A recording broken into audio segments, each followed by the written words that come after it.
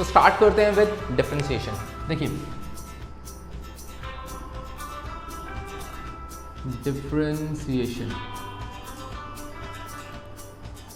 देखिए डिफरेंशिएशन क्या होता है? डिफरेंशिएशन का मतलब होता है जो मेजर करता है, मेजर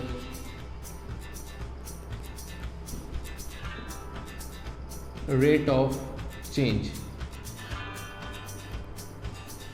तो जो डिफरेंशिएशन है वो मेजर करता है रेट ऑफ चेंज।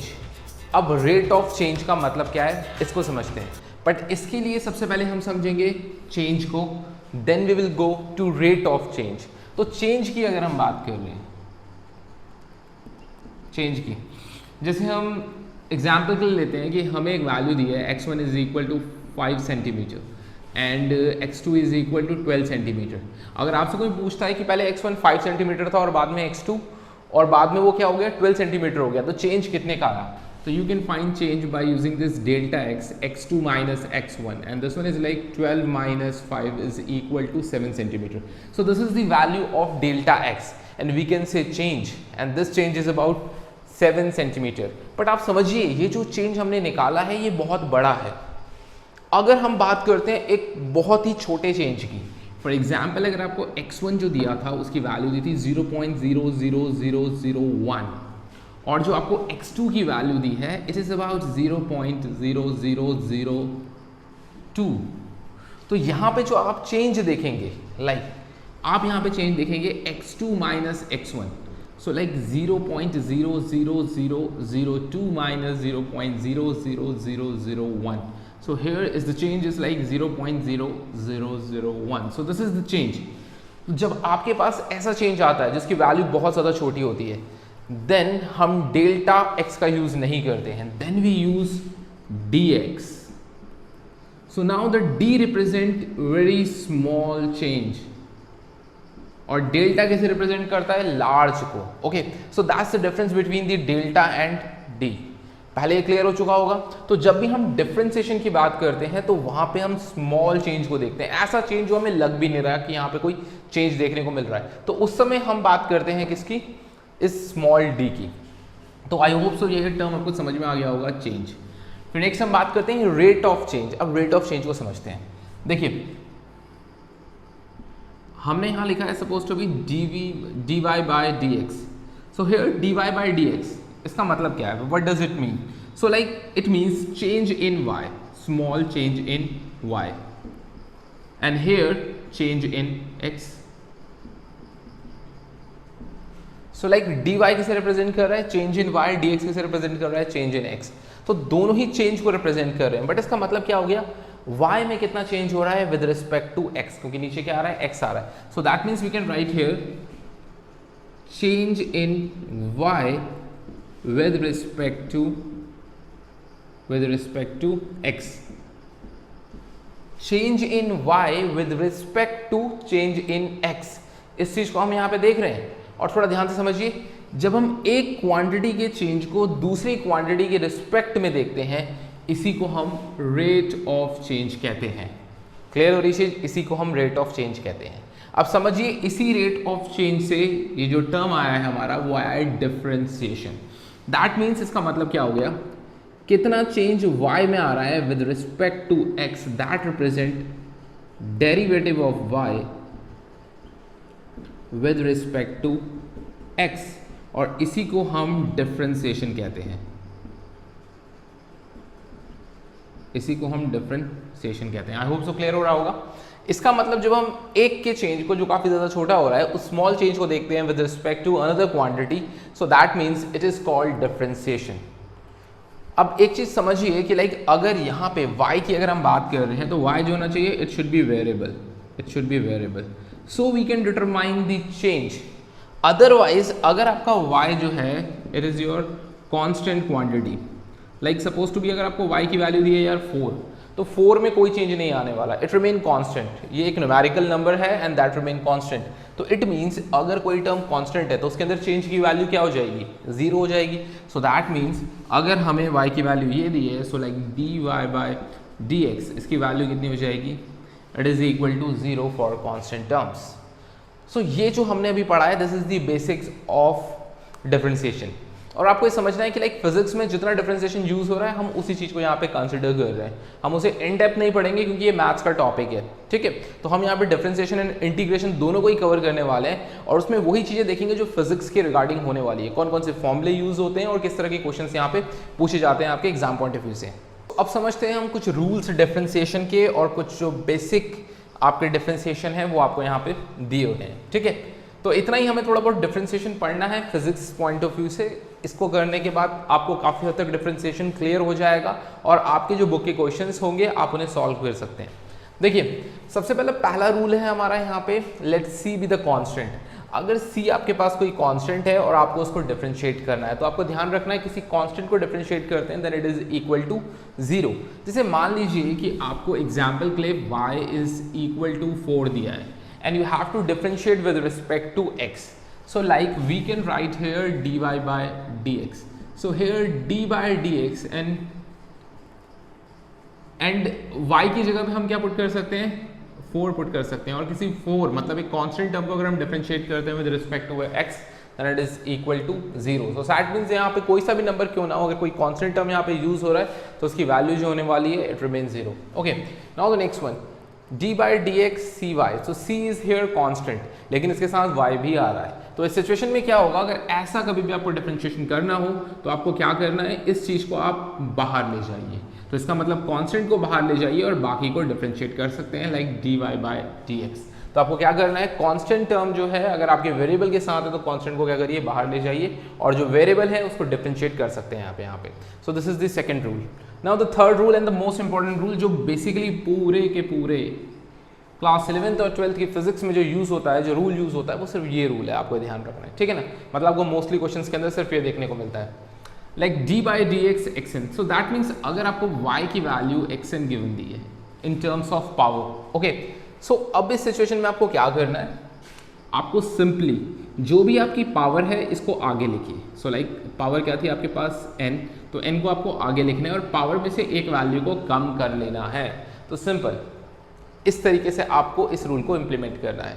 तो जैसे हम एक एग्जांपल से समझते हैं, लाइक अगर आपको y की वैल्यू दी हुई है यहाँ पे x इज इक्वल टू नहीं y is equal to x cube, तो आपको इसका डिफरेंशिएशन करना है with respect to x। So we can write here dy by dx। So here is like जब हम इसका डिफरेंशिएशन करेंगे so we can put d by dx और यहाँ पे वैल्यू क्या हो जाएगी, x cube, because y is equal to x cube. तो इसका डिफरेंशिएशन करते हैं तो according to this differentiation, because ये पावर फॉर्म में है तो हमें ये करना होता है पावर को आगे ले जाएंगे। तो 3 जो ऊपर लिखा है ये आगे आ जाएगा, दिस इज लाइक 3x।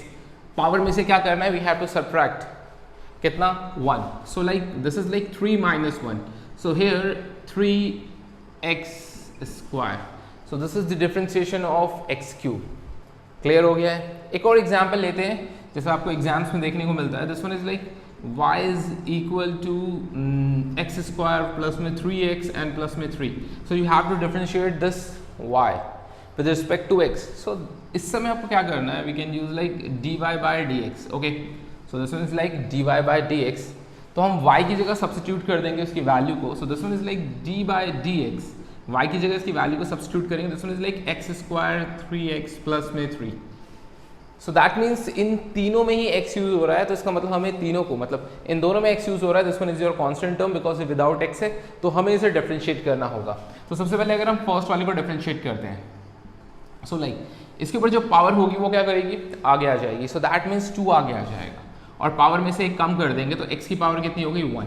आप 1 लिख भी सकते हैं, नहीं भी लिख सकते हैं, मैं जनरली नहीं लिखते हैं, ठीक है ना, क्योंकि अगर कोई पावर नहीं है दैट मीन्स उसके पास पावर कितनी है, 1 है। सो ये तो हो गया डिफरेंशिएशन x स्क्वायर का। Now the next term is 3x। अब अगर हम 3x को कर दें तो इस सिचुएशन में देखिए इसके ऊपर कोई पावर नहीं है, दैट मीन्स इसके ऊपर पावर कितनी है, 1 है। तो 1 को अगर आप आगे लेके आएंगे तो 3 इंटू में 1, this is like 3 again like x। अब पावर में से एक कम करना है, इसकी वैल्यू कितनी है, 1 है। 1 minus 1 is equal to 0। Okay, so अगर किसी की भी पावर 0 होती है तो it is equal to 1। So that means x 0 का मतलब क्या हो गया, 1। So we can write here 1। Now the next one, this is your constant. और आपने पढ़ा था पहले ही रूल के अंदर कि अगर हम किसी कांस्टेंट को डिफरेंशिएट करते हैं then it is equal to 0। So इसकी वैल्यू कितनी हो गई, 0। सो दैट मीन्स यहाँ से जो हमारा आंसर आ रहा है this is like 2x plus 3। So this is the differentiation of this particular value. I hope so clear हो चुका होगा आपको किस तरीके से करना है। तो ये बहुत ही इंपॉर्टेंट रूल है आपका जो जनरल आपको देखने को मिलेगा आपके फिजिक्स के क्वेश्चंस के अंदर। So now the next rule is called product rule. Product rule का मतलब होता है जब दो चीज़ें मल्टीप्लाई हो रही होती हैं तो उस समय हमें किस तरीके से रूल इंप्लीमेंट करना है। So like this one is like y is equal to u v. So here this one is your first variable and this one is your second variable. तो आपको क्या करना है, जो आपका पहला वेरिएबल है आपको उसको सेम लिख देना है। लाइक जब आप इसे डिफरेंशिएट करेंगे with respect to x, then आपको फर्स्ट वेरिएबल को सेम लिख लेना है और जो आपका सेकंड वेरिएबल है उसका डिफरेंशिएशन करना है।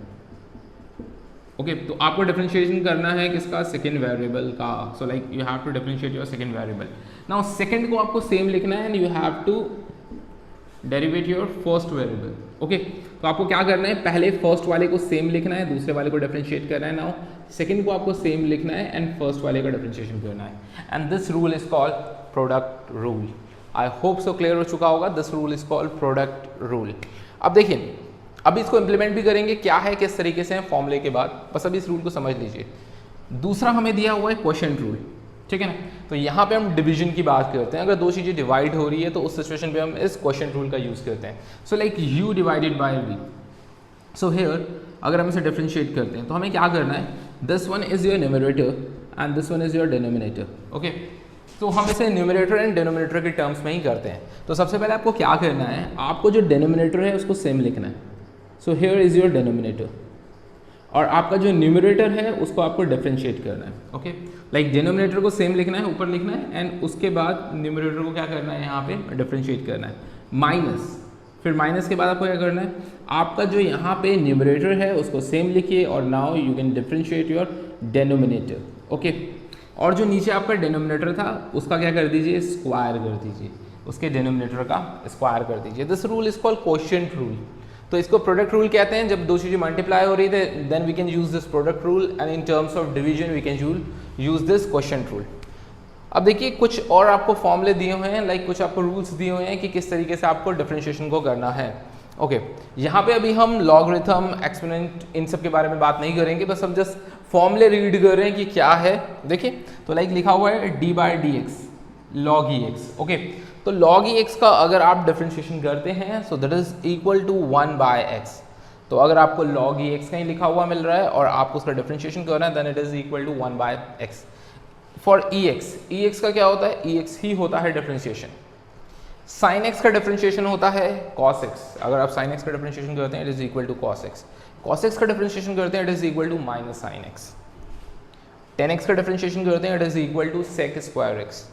And for cot x it is equal to minus cos square x. For sec x it is equal to sec x tan x. और अगर आपको दिया हुआ होता है यहाँ पे लास्ट cosec x, तो जब हमें दिया होता cosec x तो इसकी वैल्यू होती cosec x minus plus cosec x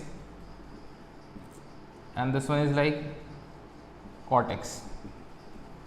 So this is the value for this one.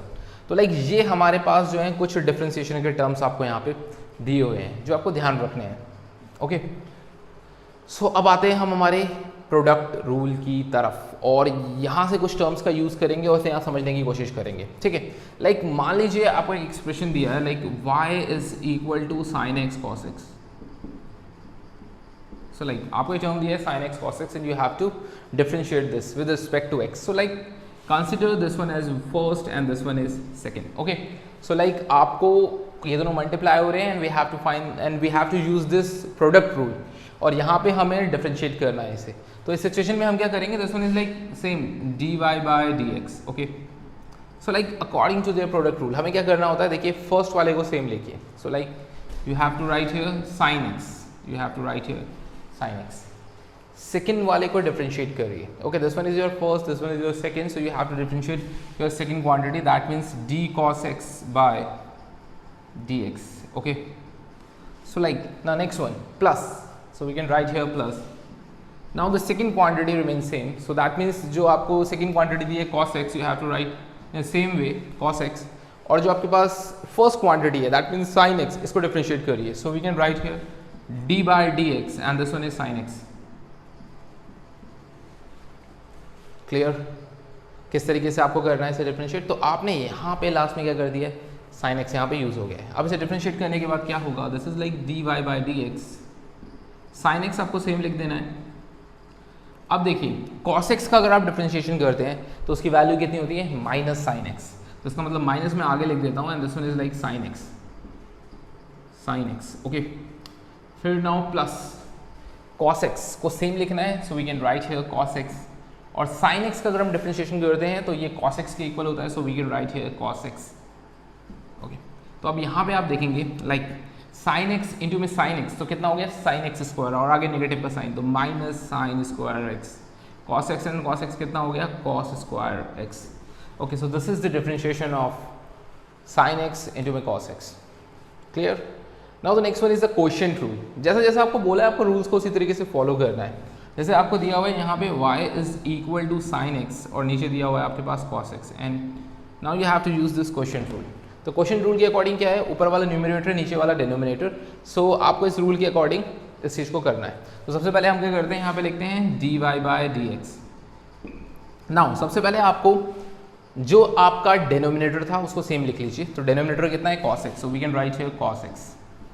फिर डिफरेंशिएशन किसका करना है, न्यूमरेटर का, and your numerator is sin x, so we can write here d by d x, और यहाँ पे हमने लिखा sin x बिकॉज इसका हमें डिफरेंशिएशन करना है okay. Now the next one is negative sine, so you can put here negative sign.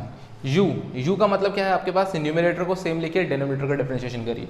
तो न्यूमरेटर क्या है आपके पास यहाँ पे sin x, so we can write here sin x, and हमें जो डिफरेंशिएशन करना है for denominator that means d by d x of cos x okay. Now divide में देखिए आपके पास क्या है, यहाँ पे डिनोमिनेटर का स्क्वायर, तो डिनोमिनेटर कितना है cos, तो we can write here cos square x। सो अब आप इसका डिफरेंशिएशन करके इसकी वैल्यू को यहाँ पे पुट कर सकते हैं। cos x तो cos x रहेगा, sin x का डिफरेंशिएशन हमने देखा था कितना था cos x, so like cos x, तो cos और cos कितना हो जाएगा cos स्क्वायर x, सो मैं डायरेक्ट लिख रहा हूँ cos स्क्वायर x बिकॉज यहाँ cos x है, sin x का डिफरेंशिएशन करेंगे it is equal to cos x, सो cos x इंटू में cos x is equal to cos square x minus, फिर हम यहाँ पे लिखते हैं sin x और cos x का डिफरेंशिएशन करते हैं, this is like minus sin x, तो इसका मतलब हो गया साइन और साइन मल्टीप्लाई होंगे साइन, और इसका हो गया माइनस साइन, तो कितना हो गया माइनस साइन स्क्वायर एक्स, तो माइनस एक पहले से है तो माइनस और माइनस क्या हो जाएगा plus, this is like sine square x, और नीचे अगर हमारी वैल्यू की बात करेंगे this is like cos square x okay. और आप लोगों ने पढ़ा होगा cos square theta plus sine square theta is equal to 1, so here sine square x plus cos square x कितना हो जाएगा 1 के equal, so we can write here 1 by cos square x, so this is the value okay. तो इस तरीके से हम differentiate करते हैं। आई होप सो आपको क्लियर हो चुके होंगे क्या रूल हमें किस तरीके से यूज करने हैं, ठीक है। और यही बेसिक चीजें हैं जो आपकी जनरली यूज होती है डिफरेंशिएशन के अंदर। अब हम स्टार्ट करते हैं इंटीग्रेशन, हमारा नेक्स्ट टर्म इंटीग्रेशन।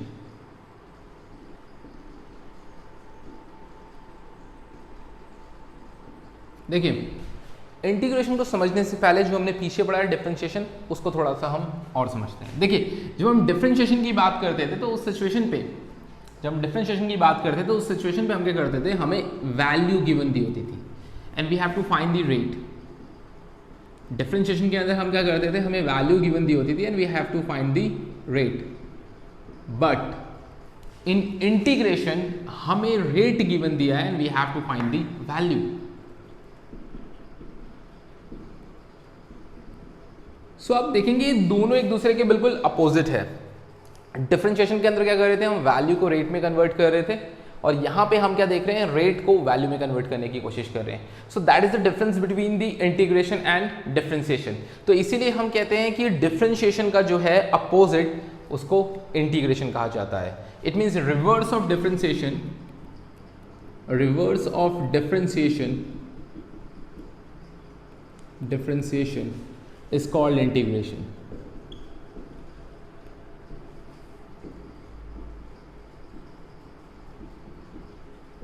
ओके। और जो इसका साइन होता है, this is the sign of integration, इसको हम बोलते हैं sign of integration okay. This is the sign of integration. तो लाइक अगर हमें ये दिया हुआ है, दिस इज लाइक dx, हमें ये दिया है and this one is like dx आपको दिया हुआ है, ठीक है, और this is the sign of integration, तो मतलब हमें dx का इंटीग्रेशन करना है। d किसे रिप्रेजेंट कर रहा है, चेंज को रिप्रेजेंट कर रहा है x के, तो इस समय ये जो इंटीग्रेशन होता है ये इस चेंज को कट कर देता है। सो दैट मीन्स हम ये कह सकते हैं इंटीग्रेशन इस d को कट कर देगा, तो यहाँ क्या बच जाएगा, दैट इज x, और साथ में एक टर्म आता है कॉन्स्टेंट जिसको हम c लिखते हैं। आपको ध्यान रखना है फिजिक्स में इसका कोई भी यूज़ नहीं होने वाला सी का, it generally used in mathematics. तो फिजिक्स में इसका यूज़ नहीं होगा, तो आप सी नहीं भी लिखेंगे तो आई डोंट थिंक सो कोई प्रॉब्लम होने वाली है आपको। तो आप यहाँ पे आंसर में सिर्फ एक्स लिख सकते हैं। ओके, लाइक अगर आपको टर्म दिया हुआ होता 2dx, ओके, तो आप क्या करते पहले इस कांस्टेंट टर्म को बाहर ले लेते, ओके, और इंटीग्रेट करते किसको, सिर्फ dx को। सो लाइक ये जो इंटीग्रेशन है ये d को कैंसिल आउट करता है and here is your answer is like 2x। I hope so clear हो रहा होगा किस तरीके से।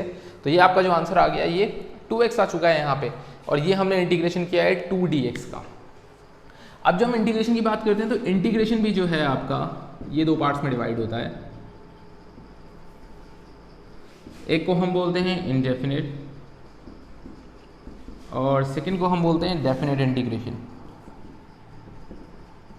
ओके, तो इनडेफिनेट जो है इसको बोलते हैं इनडेफिनेट इंटीग्रेशन। इसका मतलब ये हो गया कि हमारे पास दो वैल्यूज नहीं है, दो लिमिट्स नहीं है, अपर और लोअर, कहाँ से स्टार्ट कर रहे हैं कहाँ खत्म कर रहे हैं इसकी हमें लिमिट गिवन नहीं दी है। तो इस तरह के इंटीग्रेशन को हम बोलते हैं इनडेफिनेट। मतलब यहाँ पे क्या है, नो प्रॉपर लिमिट्स।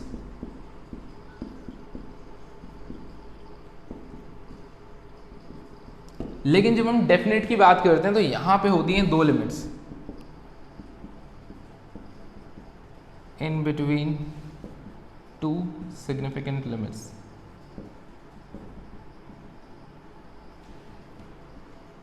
मतलब हमारा कोई फंक्शन जो है वो वेरी कर रहा है in between two significant limits. Like एक लिमिट जो होगी, जैसे मान लीजिए हम यहाँ पे this is like a, this one is like b, this is like fx dx। Suppose to this is your function fx और यहाँ पे हम किसके साथ कर रहे हैं, dx के साथ। तो अब देखिए ये इसकी जो लिमिट्स हैं a और b, ये इसको डेफिनेट बना रही है, बिकॉज ये दो सर्टेन लिमिट के बीच में जो फंक्शन है ये आपको देखने को मिल रहा है इंटीग्रेशन का। तो अब देखिए ये जो लिमिट होती है इसे हम बोलते हैं lower limit and this limit is called upper limit. This is called lower limit and this one is upper limit. अब मान लीजिए जब हम इसे इंटीग्रेट करते हैं और इसको इंटीग्रेट करने के बाद हमारी जो वैल्यू आती है, सपोज टू बी लाइक कुछ भी लिख लेते हैं, this is like 5x। So suppose to be this is your value 5x जो हमने लिखा है। fx जो आपको फंक्शन दिया था उसका हमने इंटीग्रेशन किया and we will get 5x। तो अब ये जो वैल्यूज होंगी upper and lower, so we can substitute here upper and this one is lower limit. अब क्या करना है आपको, upper limit minus lower limit, it means like 5 upper limit x की जगह पे, because x is your variable so इसकी value change होगी फ्रॉम b टू a। तो इट मीन्स हम यहाँ लिखेंगे b पहले value and now the next one is a। तो आपको क्या करना है, उस फंक्शन के अंदर पहले अपर वैल्यू को पुट कर देना है, फिर लोअर वैल्यू को पुट कर देना है। इस तरीके से हम यूज करते हैं डेफिनेट इंटीग्रेशन का, और जो हम ये कर रहे हैं this is called indefinite integration. So I hope so यहाँ तक आपको चीजें क्लियर हो चुकी होंगी। कुछ एग्जांपल्स के थ्रू समझने की कोशिश करते हैं इसे आगे। सो अब हम समझते हैं रूल्स ऑफ इंटीग्रेशन। देखिए कुछ रूल्स हैं आपके पास इंटीग्रेशन के, और इसमें से जनरली जो सबसे ज़्यादा इंपॉर्टेंट है आप लोगों के लिए वो फर्स्ट रूल है जो मोस्टली आपके क्वेश्चंस में यूज होता है, एक्सएन। वहाँ भी हमारे पास एक्सएन था डिफरेंशिएशन में, यहाँ भी हमारे पास एक्सएन है। तो थोड़ा सा एक बार दोनों के बीच में डिफरेंस देख लेते हैं। ओके, तो जब हमने डिफरेंशिएशन पढ़ा था, तो डिफरेंशिएशन के समय हमने एक चीज़ नोटिस करी, लाइक हमें वैल्यू दी है like y is equal to x n और हमको इसको डिफरेंशिएट करना है with respect to x। So we can write here dy by dx is equal to, ये जो पावर होती थी आगे आती थी मतलब मल्टीप्लाई में, और इस पावर में से कम हो जाता था। तो ये हमारे पास होता था डिफरेंशिएशन इसका। जब हम बात करते हैं इंटीग्रेशन की, आप देखिए तो इस सिचुएशन के अंदर आप क्या देखेंगे, ये जो पावर है जो पहले मल्टीप्लाई में चली जाती थी अब वो डिवाइड पे चली गई है। पावर कहाँ चली गई है, डिवाइड पे चली गई है। उसमें पावर में से एक सब्ट्रैक्ट होता था, इसमें पावर में एक ऐड हो रहा है। आई होप सो क्लियर हो रहा होगा। दिस इज लाइक x, जो भी आपकी पावर है उसमें एक ऐड कर दीजिए, नीचे पावर आ जाएगी +1। आई होप सो क्लियर हो रहा होगा। आपने क्या किया, पावर में एक ऐड कर दिया, उसमें एक पावर में सब्ट्रैक्ट हो रहा था, उसमें वो मल्टीप्लाई में जा रहा था, इसमें डिवाइड में जा रहा है। तो आप देख रहे होंगे बिल्कुल ये क्या हो रहा है, ये रिवर्स हो रहा है डिफरेंशिएशन का, इसीलिए हम बोलते हैं reverse of differentiation is called integration. Okay, तो एक एग्जांपल के थ्रू समझते हैं। अच्छा, ये जो कांस्टेंट है c, मैंने आपको पहले भी बताया कि ये सिर्फ मैथमेटिक्स में यूज होता है, तो फिजिक्स में इसका कोई खास यूज नहीं है, इतना ज़्यादा रिलेवेंट नहीं है, तो आप इसको इग्नोर कर सकते हैं यहाँ पे। ओके, तो लाइक जैसे आपको दिया हुआ है हमें इंटीग्रेट करना है, यहाँ पे आपको एक वैल्यू दी हुई है, एक एग्जाम्पल समझते हैं, y is equal to suppose to be x की पावर 3, ठीक है ना, and we have to integrate like this y dx। तो हम इसकी वैल्यू को यहाँ सब्स्टिट्यूट करेंगे। So this one is like x cube dx, तो अगर हम इसे इंटीग्रेट करना है तो इंटीग्रेट करते वक्त जो भी आपको पावर दी है इसमें 1 ऐड कर दीजिए। दिस इज लाइक 3 + 1 और नीचे भी लिख लीजिए 3 + 1, तो ये वैल्यू जाएगी x की पावर 4, नीचे भी आ गया 4। अगर आपको कांस्टेंट लिखना है you can write here +c। समझ में आया किस तरीके से करना है? तो बहुत सिंपल है यार, इंटीग्रेशन कोई बहुत मुश्किल चीज़ नहीं है, ठीक है ना। बेसिक रूल्स के अकॉर्डिंग अगर हम पढ़ते हैं तो वैसे बड़ा कॉम्प्लेक्स है, जब आप मैथमेटिक्स में पढ़ेंगे क्लास 12 के अंदर तो बड़ा कॉम्प्लेक्स टॉपिक है इंटीग्रेशन एंड डिफरेंशिएशन, बट साथ ही साथ बड़ा इंटरेस्टिंग भी है ये, ठीक है। लेकिन फिजिक्स पॉइंट ऑफ व्यू से थोड़ा सा ईजी होने वाला है। तो इस तरीके से हम इसे इंटीग्रेट करेंगे। लाइक अगर आपको वैल्यू दी हुई है 3x स्क्वायर प्लस में 2x प्लस में 3, ओके, ये आपको वैल्यू दी हुई है dx और आपको उसको इंटीग्रेट करना है। तो आपको उसको इंटीग्रेट करना है तो आपको तीनों को इंटीग्रेट करना पड़ेगा, बिकॉज dx सबसे मल्टीप्लाई होगा और इंटीग्रेशन भी क्या होगा, सबका होगा। तो जब तीनों का इंटीग्रेशन करेंगे तो सबसे पहले थोड़ा सिंप्लीफाइड फॉर्म में लिखूँ अगर मैं इसे, तो आप इसे ऐसे भी समझ सकते हैं, लाइक 3x स्क्वायर dx को आपने मल्टीप्लाई किया प्लस फिर इंटीग्रेशन किस चीज़ का, दिस इज लाइक 2x, इसके साथ भी dx आया, फिर इंटीग्रेट किया हमने 3 और dx, ओके। सो लाइक तीनों को इंटीग्रेट करना है हमें। तो इस सिचुएशन पे जो नंबर होगा उसको पहले आगे लिख लीजिए, तो नंबर आगे अब पावर में क्या करना है, एक ऐड करना है। तो x की पावर 2 थी तो कितना हो जाएगा, 3 हो जाएगी, और जो पावर आ रही है नीचे ऐड करने के बाद वही आप नीचे लिख लीजिए। 3 से 3 क्या होगा, कैंसिल आउट हो जाएगा। Now the next one plus, अब इसका इंटीग्रेशन कर दें, 2 को आगे लिख लीजिए, 2 आगे आ गया। x को अगर आप इंटीग्रेट करेंगे तो x को इंटीग्रेट करने पर वैल्यू कितनी आ जाएगी आपको पता है, x, तो इसका मतलब क्या थी, पावर 1 और 1, इसके ऊपर कोई पावर नहीं है तो 1 है, तो 1 + 1 कितना हो गया 2, नीचे भी कितना हो गया 2, इसे कैंसिल आउट। और अगर हम इसकी बात करेंगे दिस इज लाइक x, मतलब 3 को हम आगे ले लेंगे, dx को इंटीग्रेट करेंगे तो वैल्यू कितनी हो जाएगी x, तो आपके पास जो फाइनल आंसर आएगा this is like x³ plus में x² प्लस में 3x, okay. So this is the value. I hope so clear हो चुका होगा क्या करना है, किस तरीके से करना है। तो this is the integration of your this term, okay. अब इसी चीज़ को, ये जो हमने किया है दिस इज योर इंडेफिनिट। अगर हम इसे कन्वर्ट करना चाहते हैं इट इज़ इनडेफिनिट, क्योंकि यहाँ पे हमें कोई वैल्यू नहीं दी है, अपर और लोअर वैल्यू कोई फिक्स नहीं है। लेकिन अगर हम इसे कन्वर्ट करते हैं किसी डेफिनेट टर्म में, फॉर एग्जांपल आपको यही इंटीग्रेशन दिया हुआ है लेकिन यहाँ पे लिखा हुआ है this is like 2 and this one is like 3, suppose two भी यहाँ लिखा है 2 and 3। अगर आपको ये दो लिमिट्स दे दी जाती हैं, अपर एंड लोअर लिमिट, तो आप समझ जाइए कि यहाँ पे अपर और लोअर लिमिट देने के बाद यही इंटीग्रेशन आपका इनडेफिनेट से डेफिनेट में बदल चुका है, ओके। तो अब आपको जो वैल्यू निकालनी है इन बिटवीन इस 2 to 3 निकालनी है। अब आपको क्या करना है, यही स्टेप सेम फॉलो करने हैं जो आपने यहाँ पे फॉलो किए हैं, उसमें कोई चेंज नहीं होने वाला आपके पास, ठीक है ना। बस यहाँ पे लिमिट लिख दीजिए, this is like 2 3, this one is like 2 3, this one is like 2 3, okay. ये आपने लिमिट लिख दी है। अब आप चाहे तो यहाँ पे जो आपका आंसर आया इसमें लिमिट पुट कर सकते हैं, अपर लिमिट माइनस लोअर लिमिट, इस तरीके से पुट कर सकते हैं। और अगर आपने नहीं भी पुट करी है तो आप क्या करिए, इस पूरे को, क्योंकि इन सब में सेम लिमिट है 2 से 3, तो आप इसे चाहे तो यहाँ लिख सकते हैं अपर लिमिट, यहाँ लिख दिया आपने lower limit, this one is like upper limit और ये क्या है लोअर लिमिट, ठीक है। तो ये एक स्टेप जो है वो हमारा बढ़ने वाला है यहाँ पे। अब क्या करिए, मैं यहाँ पे लिखने जा रहा हूँ, देखिए सबसे पहले क्या करिए, अपर लिमिट कितनी है 3, तो इन सब में 3 पुट कर दीजिए। x क्या है आपका वेरिएबल है, तो इसकी वैल्यू कहाँ तक वेरी कर रही है 3 तक, तो अपर लिमिट, इसका मतलब क्या करिए, इस x की जगह पे 3 पुट कर दीजिए, दिस इज लाइक 3 का क्यूब, क्लियर। फिर यहाँ स्क्वायर आ रहा है तो इसका मतलब 3 वैल्यू यहाँ पुट करके इसका स्क्वायर कर दीजिए, और 3 और यहाँ पे x आ रहा है, x की जगह पे 3 पुट कर दीजिए। सो this is like your upper limit. फिर हम क्या करते थे, माइनस लोअर लिमिट, तो लोअर लिमिट में क्या लिखा है आपको 2 लिखा है, तो 2 इसका मतलब हो गया x की जगह पे 2 पुट कर दीजिए, 2 का क्यूब प्लस 2 का स्क्वायर एंड प्लस 3 इंटू में 2। So this one is your upper limit and this one is your lower limit. आपको सिर्फ सब्स्टिट्यूट करना है इसे। अब यहाँ पे क्या हो जाएगा, 3 का क्यूब कितना हो जाएगा 27, and this one is 9 and this one is again 9, so like and minus, and here this is like 2 का क्यूब करेंगे, this one is 8, this one is 4 and 6, तो 27 हो गया। 27 में आप 9 ऐड करेंगे तो हो जाएगा यहाँ पे 36 and 36 plus 9 45, so here 45 minus, so like this one is like 8 and 4 12, 12 and 6 18, सो इसमें से 18 को हम सब्ट्रैक्ट कर लेंगे। तो जो भी अब यहाँ से हमारा आंसर आएगा वो हमारा फाइनल आंसर होगा इस इंटीग्रेशन का। आई होप सो आप लोगों को ये चीज़ क्लियर हो चुकी होगी क्या करना है, किस तरीके से करना है, ओके। तो इस तरीके से हम इंटीग्रेशन करते हैं। अगर ये लिमिट्स नहीं दी है तो this is called indefinite integration, अगर ये लिमिट्स दी है तो डेफिनेट इंटीग्रेशन करना है। और डेफिनेट इंटीग्रेशन में हमें क्या करना है, अपर value minus lower value. Same आप इंडेफिनेट इंटीग्रेशन करिए, बस बाद में क्या करिए, वैल्यूज को सब्स्टिट्यूट कर दीजिए वहाँ पे, पहले अपर को और फिर माइनस कर दीजिए उससे लोअर को। चलिए अब नेक्स्ट बात करते हैं। हमारे पास जो नेक्स्ट टर्म था इंटीग्रेशन ऑफ dx, तो आपको पता है इससे कैंसिल आउट हो जाता है, x बच जाता है प्लस c।